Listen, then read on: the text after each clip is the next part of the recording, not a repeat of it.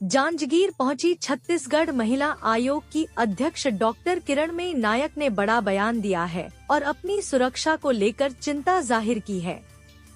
किरणमयी नायक ने कहा कि उन्हें 2 पीएसओ मिले थे, इसमें एक को वापस ले लिया गया है। कई बार डीजीपी को पत्र लिखा गया है, लेकिन उनके कानों में जूं नहीं रेंग रही है। सुरक्षा के अभाव में कल कुछ होगा तो पुलिस प्रशासन जिम्मेदार होगा। टोनी प्रताड़ना को लेकर कहा कि महिला आयोग की सुनवाई में मामला अलग निकलता रहा है। पुलिस के पास क्या रिकॉर्ड है, ये तो वे बता पाएंगी। किरणमयी नायक ने कहा कि छत्तीसगढ़ महिला आयोग का जल्द ही ऐप बनेगा, इसके बाद ऑनलाइन जानकारी मिल सकेगी। इसके लिए एनआईसी से काम चल रहा है। देश का पहला महिला आयोग होगा जिसका ऐप होगा। किरणमयी नायक ने यह भी कहा कि जून 2024 से 5 सदस्य की सीट खाली है। सीएम और मंत्री को पत्र लिखा गया है। सदस्यों की नियुक्ति से प्रकरणों की सुनवाई में तेजी आएगी। जो अभी तक मेरे पास महिला आयोग में आए हैं पिछले 4 साल में, उनके आधार पर कह रही हूँ कि जो अक्सर पारिवारिक के बीच में ये शिकायत आती है कि मैडम मुझे टोनी करके इन्होंने प्रताड़ित किया, परंतु जब सुनवाई होती है तो मामला कुछ और निकलता है। तो जनरली ऐसे मामलों का और इन शब्दों का प्रयोग जब वकीलों के माध्यम से एप्लीकेशन बनवाते हैं तो तुरंत अटेंशन पाने के लिए भी होता है। अब पुलिस के पास कितने मामले दर्ज हैं ये पुलिस प्रशासन जानेगा। अभी हम महिला आयोग की तरफ से अपने वेबसाइट को गवर्नमेंट से जोड़ रहे हैं, एनआईसी से, और उसकी प्रक्रिया हमारी चल रही है। और जैसे ही हमारा ये वेबसाइट का प्रक्रिया पूरी हो जाएगी, तैयारी पूरी हो जाएगी, तो हमने एक मोबाइल ऐप की भी तैयारी की है और ये पूरे देश में पहला महिला आयोग होगा जिनके पास अपना मोबाइल ऐप होगा।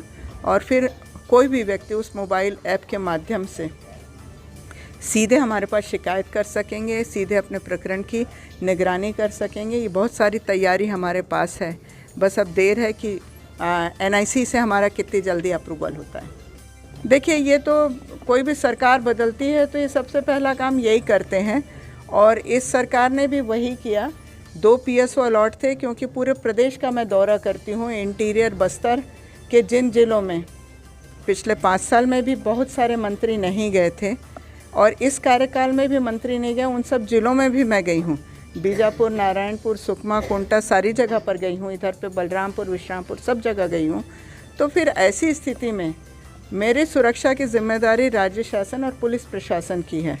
पीएसओ रहने से ये सारा प्रोटोकॉल मेंटेन करते थे और हमारी सुनवाइयों में अधिकतर क्या होता है कि मियाँ बीबी और सारी चीज़ें आमने सामने, लड़ाई झगड़े भी हो जाते हैं। तो इस स्थिति से निपटने के लिए एक व्यक्ति रहता था और कई बार चिट्ठी डीजीपी को लिखी जा चुकी है, परंतु अब उनके कानों पर जूं नहीं रेंग रही है। तो अब ये उनके ऊपर छोड़ते हैं।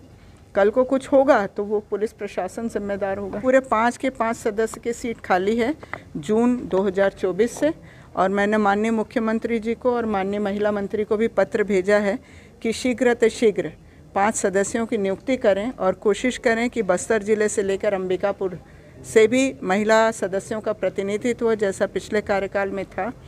उससे होता यह है कि हम महिलाओं की किसी भी तरह की समस्या किसी भी जिले में है तो हम तत्काल अपने सदस्यों को वहां पर भेज सकते हैं और पीड़ित महिला को एक सांत्वना भी दे सकते हैं और उसके प्रकरण में शीघ्र कार्रवाई के लिए हम प्रयास भी कर सकते हैं।